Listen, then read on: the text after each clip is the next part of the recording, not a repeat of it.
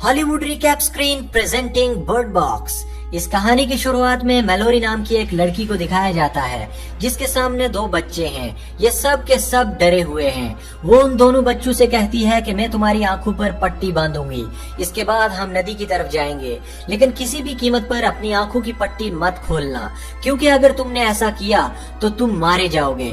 और इसके बाद ये तीनों के तीनों अपनी आंखों पर पट्टी बांधकर नदी के किनारे पहुंच जाते हैं, जहां पर एक बोट होती है और बोट से ये अपना सफर तय करते हैं। कहानी यहाँ से फ्लैशबैक में जाती है, यानी कि 5 साल पीछे, जहाँ मैलोरी को देखते हैं जो अपने घर पर पेंटिंग बना रही होती है। दरअसल वो एक पेंटर है। पूरी दुनिया में सब कुछ नॉर्मल होता है और तभी उसकी बहन उसके घर पर आती है, जो मैलोरी को बताती है कि पूरी दुनिया में लोग अपनी जान ले रहे हैं। इसके बाद ये न्यूज देखते हैं जहाँ पर इन्हें पता चलता है कि दुनिया में कहीं लाखों लोग अपनी जान ले चुके हैं। इसके पीछे कारण क्या है किसी को कुछ पता नहीं। अब क्योंकि मैलोरी प्रेग्नेंट है, इसलिए मैलोरी हॉस्पिटल अपना चेकअप करवाने के लिए जाती है और वो देखती है कि वहाँ पर भी लोग अपने आप को मार रहे हैं। इसीलिए वो अपनी बहन के साथ कार से वापस ही निकल जाती है और सड़कों पर देखती है कि हर कोई इंसान अपनी जान ले रहा है, साथ ही एक दूसरे के ऊपर हमला भी कर रहे हैं। ये देखकर मैलोरी और उसकी बहन जो कि कार चला रही होती है, दोनों के दोनों डर जाते हैं। ये एक तरह का वायरस है, इनके शहर में भी फैल चुका है। मैलोरी की बहन जो कि कार चला रही होती है, वो भी इससे इन्फेक्टेड हो जाती है और वो कार का एक्सीडेंट करना चाहती है। मैलोरी उसको रोकती है पर वो उसकी बात नहीं मानती और कार का एक्सीडेंट हो जाता है। कार पलट जाती है और मैलोरी की बहन की मौत हो जाती है। मैलोरी इधर उधर भागना शुरू कर देती है। तभी एक औरत उसे देख लेती है। वो उसे बचाने के लिए घर से बाहर आती है, पर इससे पहले कि वो उसे घर के अंदर लाती, उसे कुछ ऐसी चीज दिखती है जिससे वो भी इन्फेक्टेड हो जाती है। और यहाँ पर हमें पता चलता है कि ये जो वायरस है ये छूने से या सांस लेने से नहीं फैलता, बल्कि कुछ देखने से फैलता है। जो भी उस चीज को देख लेता है वो अपना दिमागी कंट्रोल खो बैठता है, उसे अजीब सी चीजें दिखना शुरू हो जाती हैं और इसके बाद वो अपनी जान ले लेता है। अब जो औरत मैलोरी को बचाने के लिए आई थी वो जल्दी कार की तरफ जाने लगती है। मैलोरी वहाँ ही सड़क पर बैठकर देख रही होती है। तभी एक टॉम नाम का आदमी भागता हुआ वहाँ पर आता है। मैलोरी को उठाकर वो घर में ले जाता है जहाँ से वो औरत आई थी और वो औरत कार के अंदर बैठ चुकी है, जहाँ पर ब्लास्ट होकर उसकी मौत हो जाती है। अब जब ये घर के अंदर जाते हैं तो वहाँ पर एक बूढ़ा आदमी होता है जो इन्हें बताता है कि जो औरत तुम्हारी मदद करने आई थी, जिसकी मौत हो चुकी है, वो मेरी बीवी थी। ये सुनकर मैलोरी को बहुत दुख होता है। वो उसे सॉरी कहती है। इसके बाद सब अपने घर पर कॉल करने की कोशिश करते हैं, लेकिन यहाँ शहर का जो नेटवर्क है वो पूरी तरह से जाम है, कोई किसी को कॉल नहीं कर सकता। और अब टीवी ऑन करते हैं, जहाँ पर इन्हें पता चलता है कि शहर में जो वायरस फैला है वो पूरी दुनिया में फैल चुका है, जिससे दुनिया की आधी आबादी अपनी जान ले चुकी है। टॉम सबको बताता है कि मैं एक कंस्ट्रक्शन साइट पर काम कर रहा था। तभी वहाँ पर एक एम्प्लॉय ने कुछ देखा, जिसके बाद वो अपना दिमागी कंट्रोल पूरी तरह से खो बैठा। उसने अपने साथी की जान ले ली और धीरे धीरे पूरे शहर में फैल गया। इन्हें समझ में आ जाता है कि जो वायरस है वो देखने से फैलता है, इसीलिए घर की हर एक चीज को, हर एक विंडो को पूरी तरह से बंद कर देते हैं। इस घर में रहते रहते कुछ दिन हो जाते हैं। धीरे धीरे इनके खाने का सामान खत्म हो जाता है और अब अगर इन्हें जिंदा रहना है तो इन्हें कुछ न कुछ करना होगा, इन्हें बाहर जाना होगा। इस घर का जो मालिक होता है वो सबको बताता है कि घर के बाहर सीसीटीवी कैमरास लगे हुए हैं जिस पर हम देख सकते हैं, लेकिन किसी को ये नहीं पता कि कैमरा में देखने से वायरस फैलता है या नहीं। इसीलिए घर का मालिक कहता है कि तुम मुझे बांधकर एक चेयर पर बिठा दो, जिसके बाद मैं स्क्रीन पर बाहर का नजारा देखूंगा और अगर मैं इन्फेक्टेड हुआ तो बंदी होने की वजह से मैं किसी को नुकसान नहीं पहुंचा पाऊंगा। और अब सब ऐसा ही करते हैं। मालिक को बांधकर बिठा दिया जाता है, जिसके बाद वो लगातार स्क्रीन पर देखता रहता है और धीरे धीरे कुछ देर बाद उसके एक्सप्रेशन बदलना शुरू हो जाते हैं। वो भी इन्फेक्टेड हो जाता है। इसके बाद खुद अपनी जान ले लेता है। यहाँ पर सब के सब जितनी भी स्क्रीन्स होती हैं उन सब को तोड़ देते हैं और अब सबको समझ आ चुका है कि उस वायरस को चाहे आप स्क्रीन पर देखो या आमने सामने, वो वायरस आपको इन्फेक्टेड जरूर करेगा। अब इनके दरवाजे पर एक लड़की आती है जो प्रेग्नेंट होती है, लेकिन ये भी वायरस से पूरी तरह से अभी तक महफूज है। ये उससे भी अपने घर के अंदर बुला लेते हैं और अब धीरे धीरे इनका खाना पूरी तरह से खत्म हो चुका है। ये तय करते हैं कि इन्हें अब बाहर जाकर खाने का सामान लाना होगा। इसीलिए सबसे पहले गैरेज में जाते हैं जहाँ पर गाड़ी होती है। गाड़ी के शीशों को पूरी तरह से पेंट कर देते हैं और सब के सब गाड़ी के अंदर बैठ जाते हैं और अब गाड़ी को ये जीपीएस की मदद से चलाना शुरू करते हैं। सड़कें पूरी तरह से सुनसान होती हैं। रास्ते में इन्हें कई बार उस वायरस का एहसास होता है। ये सब के सब अपनी आंखें बंद कर लेते हैं और अब ये स्टोर तक पहुंच जाते हैं। जब इस स्टोर के अंदर जाते हैं तो देखते हैं कि वहां पर काफी खाने का सामान है। ये सामान को इकट्ठा करना शुरू करते हैं, पर तभी एक आदमी अंदर आने की कोशिश करता है जो कि इन्फेक्टेड है। उस आदमी को अंदर न आने देने के लिए इन्हीं में से एक उस पर हमला कर देता है। फिर उसकी भी मौत हो जाती है और अब ये सब के सब खाने का सामान लेकर वापस अपने घर पहुंच जाते हैं। एक बार फिर से उसी तरह से रहना शुरू कर देते हैं। यहाँ मेलोरी और टॉम एक दूसरे के काफी करीब आ चुके हैं और तभी इनके दरवाजे पर एक और आदमी आता है। जो दूसरी लड़की जो कि प्रेग्नेंट है वो दरवाजा खोल देती है। इससे सब के सब गुस्सा हो जाते हैं क्योंकि इनके पास लिमिटेड खाना है। ये किसी भी और इंसान को अपने घर में नहीं ला सकते। वो आदमी बताता है कि वो अपने साथियों के साथ एक घर पर छुपा हुआ था, पर तभी वहाँ पर कुछ लोग आए जिनकी दिमागी हालत पूरी तरह से खराब थी। उन सब ने मेरे दोस्तों की आंखों पर पट्टियां खोलना शुरू कर दी जिससे वो इन्फेक्टेड हो गए और उन्होंने अपनी जान ले ली।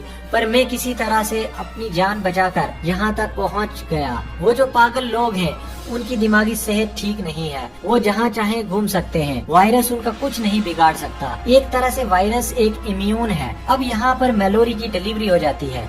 वो एक बच्चे को जन्म देती है। साथ ही यहाँ पर जो दूसरी लड़की होती है वो भी एक बच्चे को जन्म देती है। यानी कि इनके घर में 2 बच्चे ने जन्म लिया है। अब यहाँ पर जो आदमी आया होता है दरअसल इसकी भी दिमागी हालत ठीक नहीं होती। इसने सब कुछ झूठ कहा था। ये खुद उन पागलों में से एक था जो कि इस वायरस से इम्यून है। ये एक साइको होता है और विंडो पर जितने भी कवर लगे होते हैं ये उन्हें निकालना शुरू कर देता है, जिससे वो दूसरी लड़की जिसने अभी अभी बच्चे को जन्म दिया है वो बाहर देख लेती है, जिससे वो इन्फेक्टेड हो जाती है और खुद अपनी जान ले लेती है। साथ ही वो साइको आदमी बूढ़ी औरत की आंखें जबरदस्ती खोल देता है और वो भी इन्फेक्टेड होकर अपनी जान ले लेती है।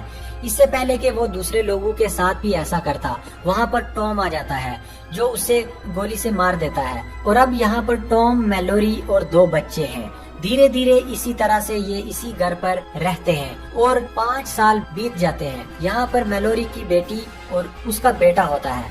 ये सब के सब यहाँ पर जीना सीख गए हैं। मेलोरी अपने बच्चों को लेकर जब भी बाहर निकलती है तो वो उनकी आंखों पर पट्टी बांध लेती है।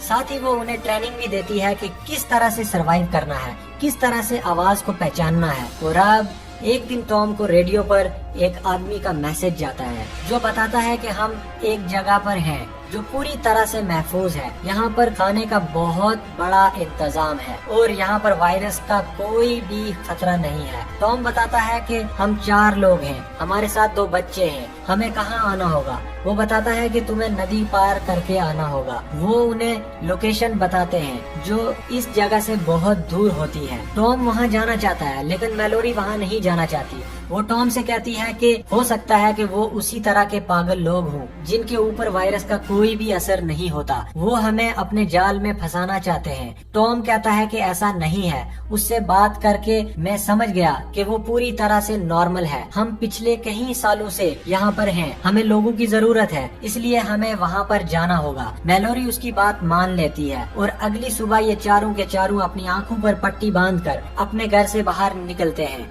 लेकिन तभी यहाँ पर कुछ पागल लोग आ जाते हैं जिनके ऊपर वायरस का असर नहीं होता। टॉम मेलोरी से कहता है कि तुम बच्चों को लेकर यहाँ से निकल जाओ, मैं इन सब को रोकता हूँ। और इसके बाद वो गोलियां चलाता है और 2 लोगों को गोली मार भी देता है। लेकिन वो समझ जाता है कि इनको रोकने के लिए उसे अपनी आंखों की पट्टी खोलनी होगी। वो अपनी आंखों की पट्टी खोलकर सबको मार देता है, पर तभी वो उन इनविजिबल एंटिटीज को देख लेता है जिससे लोग इन्फेक्टेड हो जाते हैं। वो भी इन्फेक्टेड हो जाता है और खुद अपनी जान ले लेता है। वहीं मेलोरी को दिखाया जाता है कि वापस आ गई फिर उसके सामने 2 बच्चे होते हैं। वो समझ जाती है कि टॉम इस दुनिया में नहीं रहा, क्योंकि वो काफी देर से वापस नहीं आया होता।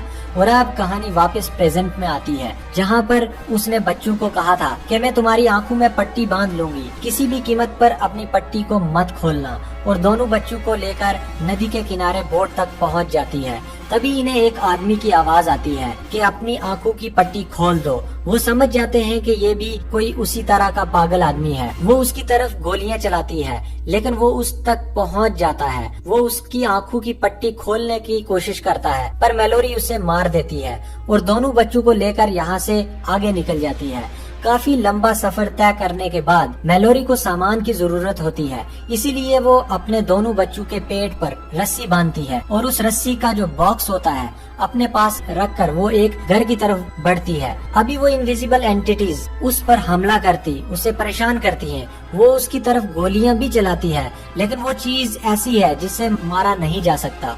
वहाँ दोनों बच्चों को दिखाया जाता है जो बोट पर होते हैं। मेलोरी की बेटी गोलियों की आवाज सुनकर अपनी मॉम के लिए परेशान हो जाती है और उन्हें ढूंढने के लिए वो बोट से उतरकर जंगल की तरफ चल पड़ती है। और तभी उसके सामने इनविजिबल एंटिटी आती है।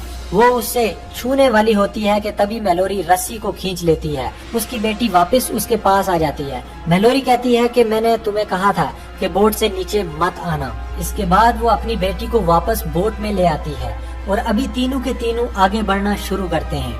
मेलोरी अपने बच्चों को अपने आप को पूरी तरह से कपड़े से कवर कर लेती है और जब इनकी बोट आगे बढ़ रही होती है तभी एक झरना आता है। इनकी बोट झरने से गिर जाती है, लेकिन इन तीनों की किस्मत अच्छी होती है कि हिफाजत से किनारे तक पहुंच जाते हैं और अब ये पैदल ही जंगल से अपना सफर आगे की तरफ शुरू करते हैं। और जब ये आगे बढ़ रहे होते हैं तभी मेलोरी का पैर एक जगह अटक जाता है। वो नीचे गिर जाती है, अपने बच्चों से अलग हो जाती है। उसका जो बेटा होता है उसके पास वही इनविजिबल एंटिटी आती है। वो मेलोरी की आवाज में उसे कहती है कि तुम्हें अपनी आंखों की पट्टी हटा देनी चाहिए, अब सब कुछ ठीक हो चुका है। और वो अपने आंखों की पट्टी हटाने वाला होता है कि मेलोरी वहाँ पर आ जाती है और अपने बच्चों को लेकर वहाँ से आगे बढ़ती है। पर वो इनविजिबल एंटिटी अब लगातार इनका पीछा कर रही है। पर मेलोरी अपनी पूरी हिम्मत से आगे बढ़ती हुई उस घर तक पहुंच जाती है जहां से उसे कॉल आई थी। वो जोर जोर से दरवाजे को खटखटाने लगती है और कहती है कि चाहे मुझे अंदर मत आने दो, लेकिन मेरे बच्चों को बचा लो। और तभी दरवाजा खोला जाता है। अंदर बहुत सारे लोग होते हैं जो मेलोरी और उसके बच्चों को भी ले आते हैं। यहाँ पर मेलोरी को पता चलता है कि ये एक ब्लाइंड स्कूल है, यहाँ पर कोई भी देख नहीं सकता, इसीलिए यहाँ पर जितने भी लोग हैं वो पूरी तरह से हिफाजत में है। इनमें से कोई भी इन्फेक्टेड नहीं है। मेलोरी जिसने अभी तक अपने बच्चों का नाम नहीं रखा था, क्योंकि उसे पता नहीं था कि कौन कब तक जिंदा है, और किसी के नाम रखने के वजह से उसे जिंदगी भर याद करके रोना नहीं चाहती थी। पर अब उसे पता है कि उसके बच्चे हिफाजत में हैं, इसीलिए वो लड़के का नाम टॉम के नाम पर टॉम रखती है और अपनी बेटी का नाम ओलंपिया। नाम पाकर दोनों बच्चे बहुत खुश हो जाते हैं और पहली बार वो उन दोनों को बताती है कि मैं ही तुम्हारी मॉम हूँ। और इसी के साथ ये कहानी यहाँ पर खत्म हो जाती है। उम्मीद करते हैं कि ये कहानी आपको पसंद आई होगी।